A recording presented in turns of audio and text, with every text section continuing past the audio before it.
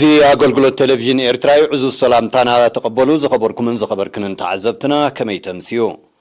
نلوم قدام سالسة حملة ساعة شعات تمشي استدالوا زينا ومسنادو نفلم لنا نمكتتالكم بخبر زعدم إفرام قدي بقندي نتبتاتوها فيلم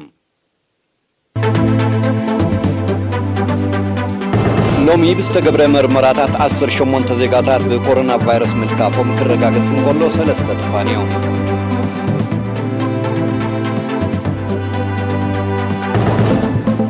كفله زباو على فدريشن محبرات دك انستيو ابوانين كوميسا تزازيمو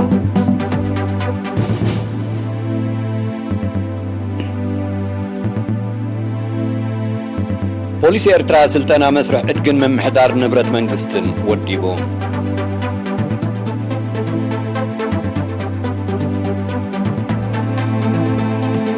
اب ريبابليك غيني انصار سلطان حيزولو وتهدرو منغست زقنع سفيح سلماو سلف تقايدوم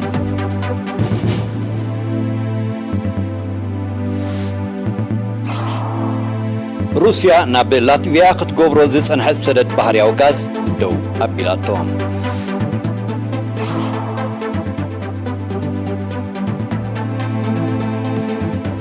سرحتنيا تاتا غلغلوت موغعزيا بابور مدري بريطانيا توسخ سراحناي مقراص قادما اكايدوم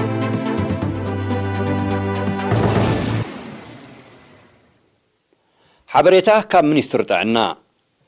لومي اب ممرمري ماكلا زوا ماكل بستغبرنا لابوراتوري مرمراتات 10 شمون تزيغاتات بكورونا فيروس ملكافوم ترغاغيصلو ادراشوم دما سلسته تيرافولو كلتا ججرت كلتا فيلاجو كلتا قرن كلتا عد غيح حد ما كاب عداق عربي ماي تمناي غدايف سمبل مبغاليانو غزاباندان صورونانيوم اذا خمزيلم كله كورونا فيروس ترخيبوهم بهوسبيتال زوا ماكل تعاقبهم كنكن كغبرولهم زصنحو سلسته زيغاتات حاويم تفانيم الله بزي مسرت زي تقلال قصري بكورونا فيروس زتلخفو زيغاتات نحساب لومي 10,032 كلتن بصحلهم 9,799 كابزياتهم حاويم استفانو 203 بموز تفليو 230 كلتن دما جنا اب هوسبيتال تعاقبهم كنكن زغبرولهم زلويهم منستر طعنا 30 حمله 220 كلتن أسمرا زنقرتو كفل زباو على فدريشن محبرات دك انستيو اب وانين كوميسا نسلسته معالتا ز تفلالي نتفتات كالسلاسل دحر مقناي لومي 30 حملة تزازيمو أبزو على ز تساتفو وكلتي إرترا سودان صوماليا جيبوتن زامبيان بعسران تشعتن حملة مال التمالي أبزو باتات دوبن ماكلن ز السلاسل زلول معتاو مدبات بحفشا محبرة قطباوي عقمتات دك انستيو كمن مبال زكا زلو صعرن بدك انستيو زعمم زلو وانيناتن تعذيبا إذن أمن الزباطات دبار وانقالا نفحن عدد ذكايرات تساتفت خفل زباو على فدريشن محبرات دك انستيو أبوانين كوميسا بدقف منسترها بتبحري كاب كلتشن 10 شعاتن أب حمبرتي ديقا شخا بترادون السلاسل زلون دك انستيو تربح تزقبرنا مربح عسانة فتاتا بزتعذبالو بحلافيش أنفر منسترها بتبحري زبا ماكل آتو إيساو تكو بزعبا على منوتيتن نايت بروجكت مبريتو هايبوان أبهاجراوي إنستيتيوت مرمر حرشة حال عدة أبزجبر هالدما وانا دايركتور نايت تكالاتو تسجى برهانة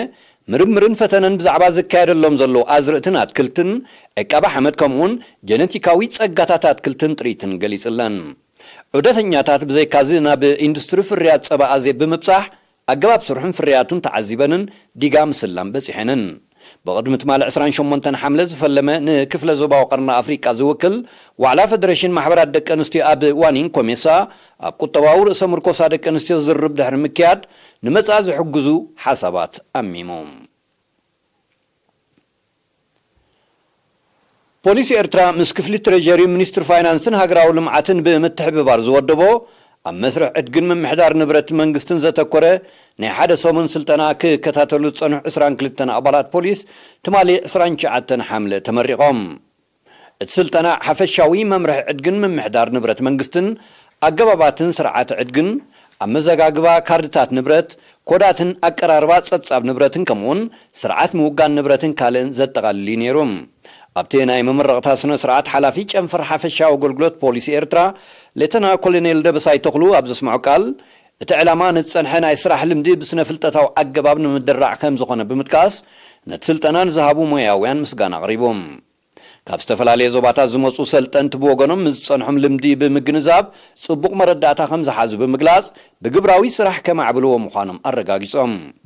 ወኪል ክፍሊ ትሬጀሪ ኣቶ ገብረ ብርሃን ምሕረትኣብ ድማ ሰልጠንቲ ንዝቐሰምዎ ትምህርቲ ኣብ ግብሪ ክሰርሑሉን ጽፉፍ ኣገባብ ክኽተሉን ትጽቢት ከም ዝግበረሎም ገሊጾም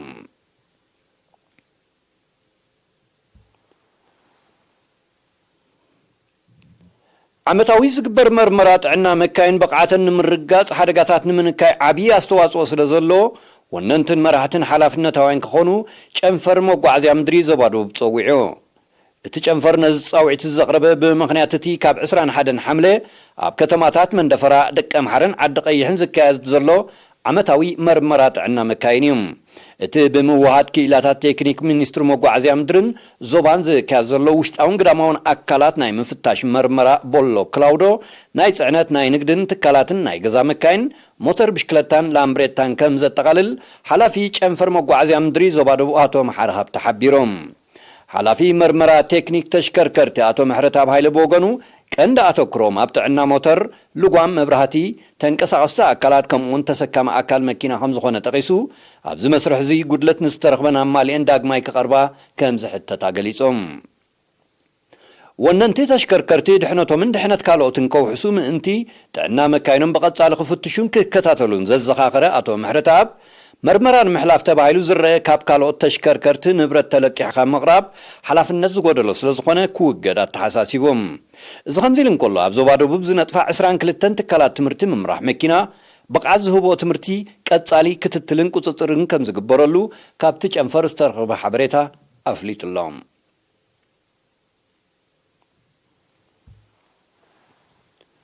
ሃገራዊ ቅነ ሕማም ዓሶ ንምጥፋእ ብዝለዓለ ንስራሕ ብዝብል ቴማ ብደረጃ ዞባ ማእከል ትማል 29 ሓምለ ኣብ ዓዲ ጓዕዳድ ንዞባ ጋላ ንፍሒ ተዘኪሮ ኣብቲ ጋጣሚ ኣብ ጨንፈር ሚኒስትሪ ጥዕና ዞባ ማእከል ሓላፊ ኣሃዱ ምቁጻር ሕማም ዓሶ ኣቶ ክብራብ ተስፋ ሚካኤል ኣብ ዝሃቦ መግለጺ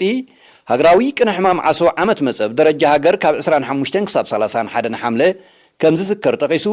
ካብ 2016 ክሳብ 2030 ዓመተ ምህረት ዓሶ ንምጥፋእ ዝተታሕዘ መደብ ንምስማር ክካየድ ብጸንሐ ዕቱብ ጻዕሪ ካብ 2018 ክሳብ 2021 ተርእዮ ሕማም ዓሶ ኣብ ዞባ ማእከል ካብ ባዶ ነጥቢ 4 ሚእታዊት ናብ ባዶ ነጥቢ ባዶ 5 ሚእታዊት ከም ዘንቆልቆለ ሓቢሮም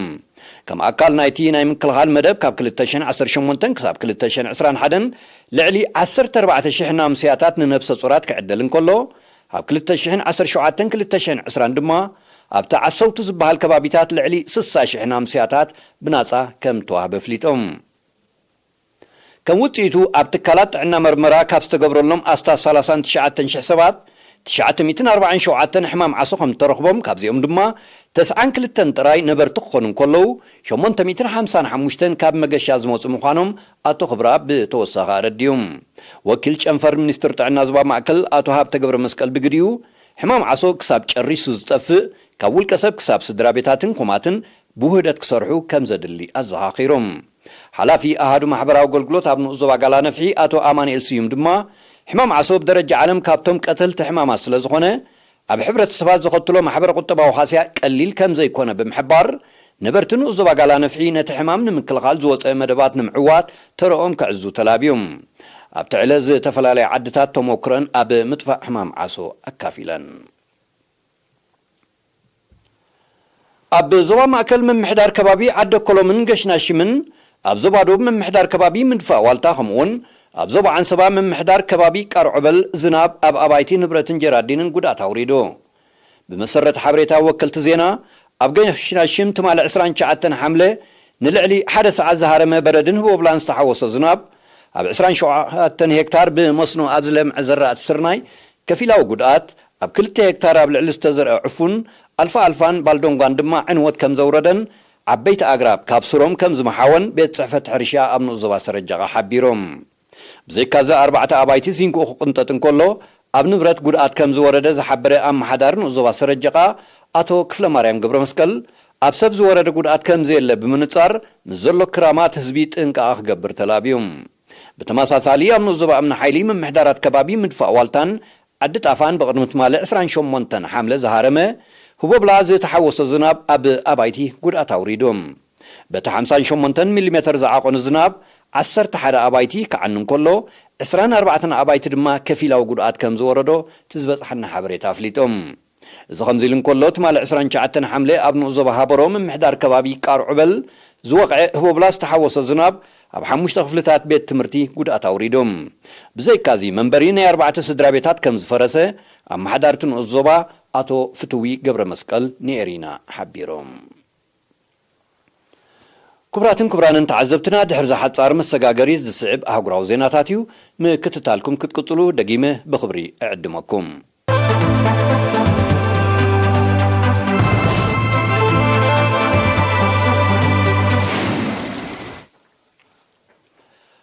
اب كتما كوناكري ريبابليك غيني انصار تبعلوان سلطان زحازه وتهدراو منغست زقنع سفيح سلماو سلف خم تقاعده معكنا زينا قالحن سلفنياتاتي كاب مسكرم 2021 نتا هاجر زمرح زلو وتهدراو غجلن زاتو مبصعه كتغبر كم زي كاله بموقاس مبصعات تغبار هاجراو زتن حفشاو مرጫን كيتصويعم امونغو سلفنياتات نببتاتهم يارتا امونغو سلفنياتاتن نمبتانوم استوافرو حيلታት ጸጥታን ብዝተወልዐ ግጭት ድማ ሰብአዊ ክሳራታት ከም ዝወረደ ይዝሕበር ዘሎም መንግስት ጊኒ ጸጥታን ምስፋን ብዝብል ምክንያት ካብ ዝሓለፈ ወርሕ ግንቦት ሰልማዊ ሰልፍታት ብምእጋድ ነፃውዒት ውድብ ሕብራት ሃገራትን ቁጠባዊ ውድብ ሃገራት ምዕራብ አፍሪካን ማለት ኤኳስን ከም ዝነጸገ ይሕበር እቲ ወተሃደራዊ ጉጅለ ቅድሚ 3 ናይ መሰጋገር ዓመታት ምርጫ ከም ዘይካየድ ውሳኔ አሕሊፉ ዘሎም ኤኳስ ንኣባልነት ናይ ተሃገር ከም ዝወንዘፈውን ዝፍለጥ እዮም روسيا ناب لاتفيا خدقبرو تصنح سدد بحرياو غاز دو كم زبلت افليتا هاغراوي كوباني عدنان سدد نداد روسيا غاز بروم تمال 29 حمله ابزوص مغلصي لاتفيا نحغاغات عدغي سلازتحست اتسغمتي كوسد كم تجدد حبيرلهم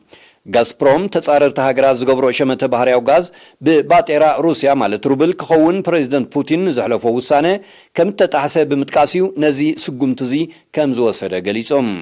غازبروم نزي سغمت كم زوسده زحبر زلو بمسمر شامبقوتات بحرياو غاز نورد ستريم قصر 1 ناب هاجرات اوروبا خغبرو تصنح سدد بحرياو غاز كابز حلف 27 حمله ب10 مئتاويت كم زغدولو دحري محباريوم بولغاريا فنلاند بولند دنماركن هولندن نزغبرو شمته بحرياو غاز بباطيرا روبل مخفال سلازابيا غازبروم نابتن هاجرات نزغبر زنبر سدد كم زقارصو زفلطيوم بسنك زي روسيا كمل سغبرن اي هاجرات معراب ابلعليا زصنعو اغراتات توسدو زلا سغمتي اب هاجرات اوروبا سكاف حصرت بحرياو غاز تخسيتو خم زلو يزحبرن هاجرات اوروبا نتيجتيمون زلو حصرت نمفوقاس بفساس ملكع زدالو بحرياو غاز كاب نروي قطرن امريكان نمشمات يشباشبا كم زلو يزحبرن تخونه ግን بفساس ملكع زدالو بحرياو غاز مستي كاب روسيا زرخبو بحرياو غاز لعلناي واغا فللي سلازلو نهاجرات اوروبا صقم كينون كم زلو زغلص سرحتኛታት አገልግሎት መጓዓዝያ ባቡር ምድሪ ብሪጣንያ ወሰኽዶ መዝን ሰማሐሸ ናይ ስራሕ ሃዋሁን ብምጥላብ ሎሚ 30 ሓምለ ተወሳኺ ስራሕ ናይ ምቁራጽ አድማ ካይዶም ኣብዝሉ ናይ ሎም አድማ ልዕሊ 5000 መራሕቲ ባቡር ምድሪ ከም ተሳተፉ ዝገለጹ ጸብጸባት ብሰንኩ ሓደ ሲሶ ካብ መስመር መጓዓዝያ ባቡር ምድሪ ብሪጣንያ ስርሑ ኮቋርጽ ከም ተገደደን እቲ ጽላት መጓዓዝያ ከም ተሰናኸለን አረዲዮም زحلف ربع 27 حمله لعلي 4000 سراحتኛታት ናይ ተጽላት መጓዓዝያ ዝተሳተፈው ተማሳሳለ አድማ ምክያዱ ዝከሪም እዚ ተኸታታለ አድማ ብልዕሊ ቁጠባ ናይ ተሃገር በቀሊል ዘይግመት ተጽዕኖ መፍጣሩ ዝሕብሩ ጸብጸባት ከተማ ለንደን እታ ዝያዳ በአሉታ ዝተጸሎት ምዃና ይረዱም ሰራሕተኛታት መጓዓዝያ ባቡር ምድሪ ምስ ኣብ ተሃገር ተኸሲቱ ዘሎ ልዑል መጠን ዘቕባበስ ሳነ ወሰኽዶ መዝን ምምሕያሽ ናይ ስራሕ ሃዋሁን ክግበርዮም ዝጠልቡ ዘለዉ ማሕበር ሰራሕተኛታት መጓዓዝያ ባቡር ምድሪ ብሪጣንያ ሕቶኦም ምላሽ ምስ ዘይረክብ ዝመጽእ 13 ነሐሰ ተወሳኺ አድማ ክካየድ መደብ ከም ዘሎ አፍሊጥሎም ኣብ ብሪጣንያ ናህር ዋጋታት ኣስታት 9.4 ሚእታዊት ከም ዝበጽሕዮም ጸብጸባት ቁጠባ ናይቲ ሃገር ዘነጽሩ ቻይናን ኢራንን ኩሉ መዳያዊ ስምምዕን ከደንፈዓ ተረዳድየን ፕሬዝደንት ሺ ጂፒንግ ፕሬዝደንት ኢብራሂም ራኢስን ትማል 29 ሐምለ ዘካየድዎ ናይ ቴሌፎን ዝርብ ሃገራቶም ዝጸንሐን ቁጠባውን ዲፕሎማሲያውን ዝምድናታት ንምምዕባሉ ክጽዕሩ ተረዳድዮም ኣለዎም ክልቲኣቶም መራሕቲ ኣብ ምውሓዝ ዞባውን ኣህጉራውን ጸጥታ ብሓባር ክሰርሑ ምዃኖምን ኣፍሊጦም ብዘይካዝ ቻይናን ኢራንን በይናው እገዳ ዕብለላን ግዳማዊ ምትእትታውን ንምብዳህ ሃባራዊ ጻዕረን ከም ዘሐይላ ኣነጺረን إذا خمزيل نقول تشاينا بولندن ቁጠባውን ዲፕሎማሲያውን ዝምድናን ንምምዕባል ክሰርሓ መራሕቲ ክልቲኣተን ሃገራት ትማል 29 ሐምለ ኣብ ዘካየድዎ ናይ ቴሌፎን ርክብ ተረዳድየን ቶም መራሕቲ ኣብ ዘቶም ሃገራቶም ቁጠባው ዝምድናን ብሓፈሻ ዘካየድዎ ንግዳዊ ምልውዋጥ ድማ ብፍላይ ንምዕባይ ክጽዕራ ምዃነን ሓቢሮም መራሕቲ ቻይናን ፖላንድን ኣብ ጉዳይ ዩክሬንን ንሃገራቶም ኣብ ዘገድሱ ፖለቲካዊ ጉዳያትን ከም ተመያየጡኻ ተገሊጾም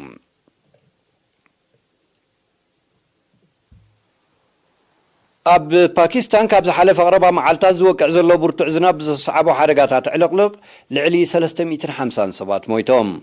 ብሰንኪቲ ተፈጥራዊ ሓደጋ ማእት ካልኦት ዳሃዮም ጠፊኡ ብምህላው ቁጽሪ ምውታት ክዛይድ ከም ዝኽእል ሰመዚ ስርሒት ምድሓን ህይወት ኣሚቶም ኣለዉ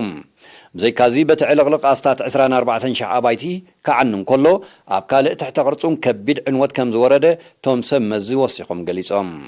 እዚ ከምዚ ኢሉ እንከሎ ኣብቲ ከባቢ ዝወቅዕ ዘሎ ሓያል ዝናብ ንዝመጽእ ሳምንታት ክቕጽል ከም ዝኽእል ይእመን ስለ ዘሎ ኩሉ መድያዊ ክሳራታቱ ክብክብል ተኽእሎኹም ዘሎ ተኣሚቶም ኣብ ሃገራት ኤስያ ክሊማዊ ምምዝባል ዝጠንቁ ሓደጋታት ዕልቕልቕን ሳዕቤናቱን በብዓመቱ እናወሰኸ ይመጽእ ከም ዘሎ ጸብጸባት ይረድኦም እዚ ከምዚ ኢሉ እንከሎ ኣብ ክፍለ ሃገር ኬንታኪ ሕቡራት መንግስታት ኣሜሪካ ብዝተኸስተ ሓደጋታት ዕልቕልቕ ብውሕዱ 25 ሰባት ከም ዝሞቱ ማዕከናት ዜና ቃሊሕን ዓሰርተታት ካልኦም ዳሃዮም ጠፊኡ ስለ ዘሎ ቁጽሪ ምውታት ብተዓጻጻፊ ክውስኽ ከም ዝኽእልካ ብኣግኡ ይእመት ኣሎም ብዘይካዚ ብሰንኪቲ ሓደጋ ኣብ ትሕቲ ቐርጺ ከቢድ ዕንወት ስለ ዝወረደ ዓሰርተታት ኣሽሓት ነበርቲ ክፍለ ሃገር ኬንታኪ ብዘይ ሓይሊ ኤሌክትሪክ ተሪፎም ከም ዘለዉ ተገሊጹሎም ትዕልቕልቕ ኣብ ታሪኽታ ክፍለ ሃገር ዝሓየለን ዝዓበየ ክሳራ ዘውረደን ኮይኑ ተመዝጊቡ ኣብ ተመሳሳሊ ዜና ብሳልስቲ እዚ ኣብ ሰፊሕ ክፋል ኢራን ዝወቕዐ ብርቱዕ ዝናብ ዘስዓቦ ሓደጋታት ዕልቕልቕ ብውሕዱ 24 ሰባት ከም ዝሞቱ ተቃሊሖም በቲ ሓደጋ ኣብ ትሕቲ ቅርጹ ብሓፈሻ መንበር ኣባይትኻ ብፍላይ ከቢድ ዕንወት ብምውራዱ ኣሽሓት ሰባት ብዘይ መጽለሊ ከም ዝተረፉ ተገሊጾም ኣብ ኢራን ቅድሚ ሓደ ሰሙን ብዝተኸስተ ተመሳሳሊ ሓደጋ 22 ሰባት ከም ዝሞቱ ጸብጸባት ይጠቕሱ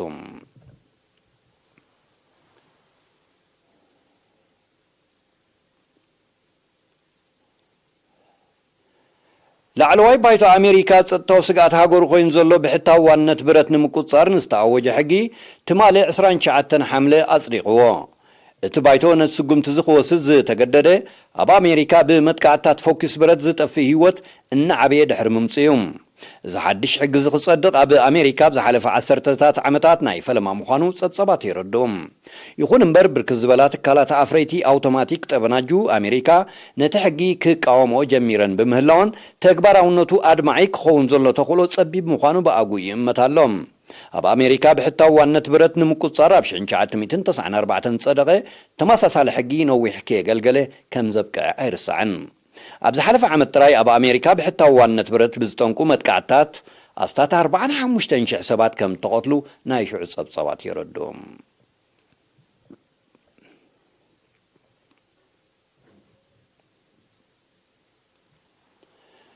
ንሎም ቀዳም 30 ሐምለ ሰዓት 9 ምሽት ዝተዳለወ ሓፈሻዊ ዜናዊ መሰናድኦ ንምዛም ቀንዲ ነጥብታቱ ክደግመልኩም እየ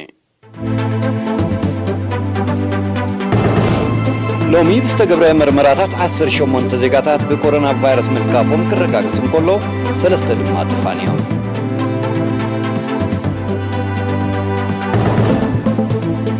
ክፍለ ዞባዊ ዋዕላ ፌደሬሽን ማሕበራት ደቂ ኣንስትዮ ኣብ ዋኒን ኮሜሳ ተዛዚሙ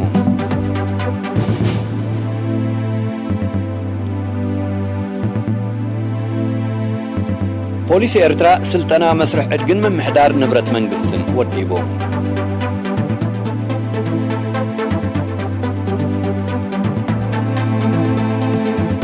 ኣብ ሪፐብሊክ ጊኒ አንጻር ስልጣን ሒዙ ዘሎ ወተሃደራዊ መንግስቲ ዝቀንዐ ሰፊሕ ሰላማዊ ሰልፊ ተኻይዱ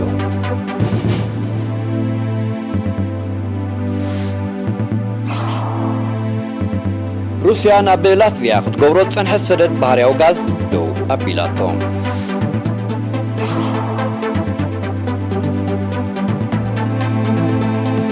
ሰራሕተኛታት አገልግሎት መጓዓዝያ ባቡር ምድሪ ብሪጣንያ ተወሰኸ ስራሕ ናይ ምቁራጽ አድማ አካይዶም